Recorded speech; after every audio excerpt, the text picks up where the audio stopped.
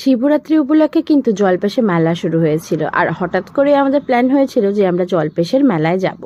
তাই জন্য কিন্তু হঠাৎ করে রাত্রে দোকান বন্ধ করে আমরা বেরিয়ে পড়েছিলাম। আমি আর রাজীব গিয়েছিলাম, আর এদিকে শানু আর টোনাদা গিয়েছিল, টোনাদার গাড়িতে করে আমরা গিয়েছিলাম। তো যাই হোক, দেখো আমরা মেলায় ঢুকে পড়েছি, তখন বাজে ঘড়িতে প্রায় 9:45 মতো। তো যাই হোক, তারপর 9:45 না, 10টাই বাজে। তারপর মেলায় কিন্তু তখনও অনেক লোক, অনেক লোক মানে অনেকটাই ভিড়। তো যাই হোক, আমরা এদিকে ঢুকে কিন্তু দোকানপাটগুলো দেখছিলাম, আর দেখতে দেখতেই মেলাটাও ঘুরছিলাম। আর এদিকে কিন্তু অনেক ফুল গাছের দোকানও এসেছিল, যেগুলো দেখতে কিন্তু ভীষণ ভালো লাগে। অনেক রকমের ফুল গাছ, তারপর শাক সবজি, ফলের গাছ, এইসব দেখে নিচ্ছিলাম। তারপর দেখলাম একটা পাপড়ি চাটের দোকান, তো 2 প্লেট পাপড়ি চাট নেওয়া হয়েছিল। একটা আমি আর রাজীব শেয়ার করে খেয়েছিলাম, আর একটা টোনাদা আর শানু। তারপর আমরা আবার মেলায় ঘুরতে ঘুরতে জলপরি দেখার জন্য খুঁজছিলাম যে জলপরিটা কোন দিকে। তো যাই হোক, ফাইনালি আমরা জলপরি দেখতেও পেয়ে গেছি। আর তারপরে কিন্তু টিকিট কেটে আমরা জলপরি দেখতে ঢুকে পড়লাম।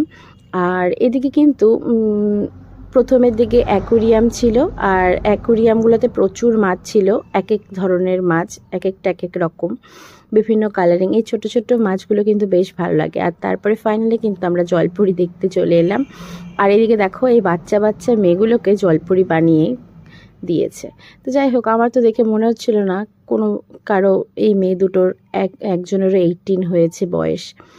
তা যাই হোক, তারপর আমরা জলপরি দেখে কিন্তু আমরা বেরিয়ে পড়েছিলাম মেলায় আবার ঘোরার জন্য। আর তারপরেই দেখলাম যে বেলুন ফাটানোর দোকান। অনেক দিন বেলুন ফাটাই না বলে খুব ইচ্ছে হচ্ছিল বেলুন ফাটাতে। তো যাই হোক, বেলুন ফাটানোর জন্য বন্দুক ধরেছিলাম ঠিকই, কিন্তু আমি একটাও ফাটাতে পারিনি। রাজীব দুটো ফাটিয়েছিল, তো সবাই এক এক করে ফাটাচ্ছিলাম, ওই আর কি।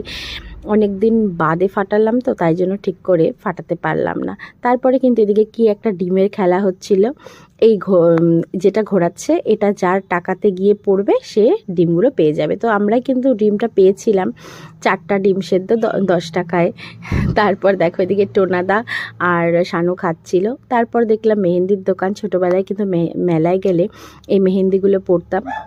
প্রথমে খুব পড়তে ইচ্ছে হয়েছিল, তারপর রাজীব বললো যে পড়ে নে, তাই জন্য পড়লাম। আমরা যেহেতু রাতে ডিনার করেও যাইনি, তাই জন্য টুকটাক কিন্তু খেতেও ইচ্ছে করছিল, খিদেও পেয়েছিল, রাতও অনেক হয়ে গেছিলো, তাই এগরোল খেয়ে নিলাম।